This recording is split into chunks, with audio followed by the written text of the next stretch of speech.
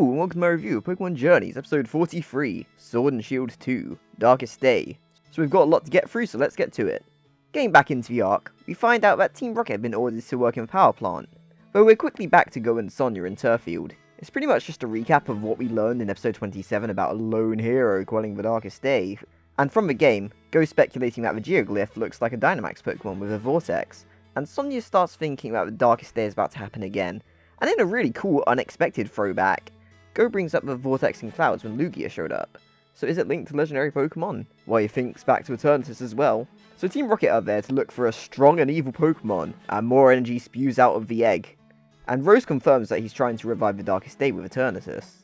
The man that was pursuing Sonia and Go last episode was under orders of Oleana. Ash and Leon defeat a Gigantamax Colossal. Sonia shows Go the Hammerlock tapestries on a tablet, and if you played the game, you know what this is about. There's an inconsistency in the Darkest Day legend with two heroes there, but there's only one statue in the Galar Stadium. Basically that. In my favourite scene of the episode, Sonia reveals that Leon was her motivation to become a professor. She taught him about becoming a trainer, and he just had that natural talent to excel where she couldn't. So because she couldn't beat Leon, she wanted to work Pokemon in a different way, and I really think that's a fun dynamic to have between them. We knew they were friends and stuff from the games, but having Sonia have that advantage at first, but being overtaken by a natural talent, great stuff. Anyway, so Ash and Leon help a mine from that Colossal, and I love that Ash defends it from the miner's anger as they're pelting rocks at it.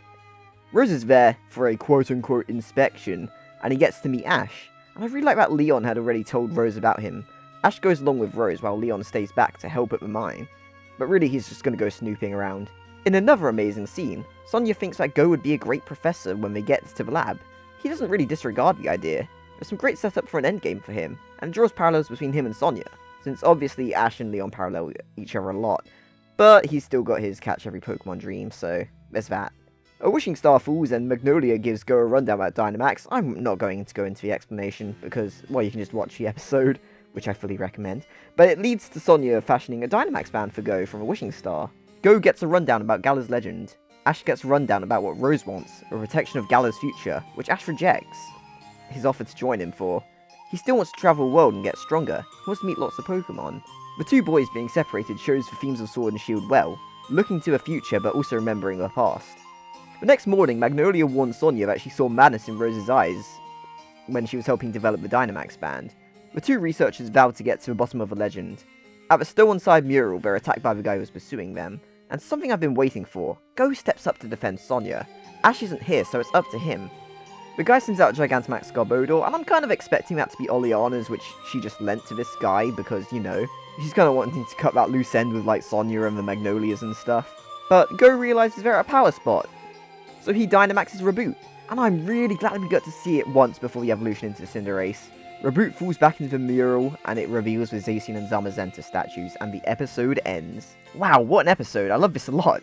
Like, I really don't have any complaints. It's pretty much just an adaptation of the game's events, but I like the game's story, so like, there's no problem for me. The least interesting part is probably Ash and Leon taking down Colossal, but it's good to see Dragapult. But pretty much, it's just there to get Ash to meet Rose, and we get to hear Rose's philosophies about ensuring that future for Galar.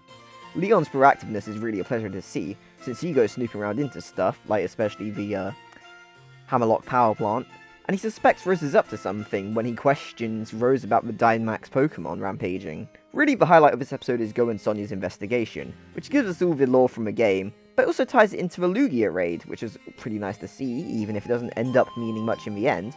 Sonia gives Go an interesting future prospect, with her changing her goal when she was unable to reach it. Is that foreshadowing Go won't get all Pokemon, but focus on becoming a professor instead? Maybe, maybe not, but it's just something for him to think about. So Ash keeping his mindset about wanting to get to know Pokemon is good. Seeing how Sonia and Leon's friendship was good. Go having to step up to protect Sonia was good. This arc just keeps on hitting. And if I really, really had to nitpick, it's that I don't think we're going to get enough Rose compared to what we got in the games. But you know what? What's there is stuff I like. So I fully recommend this episode, and I definitely think this arc will continue to be amazing. Also, I warned you that it wasn't Giovanni following Sonia and Go.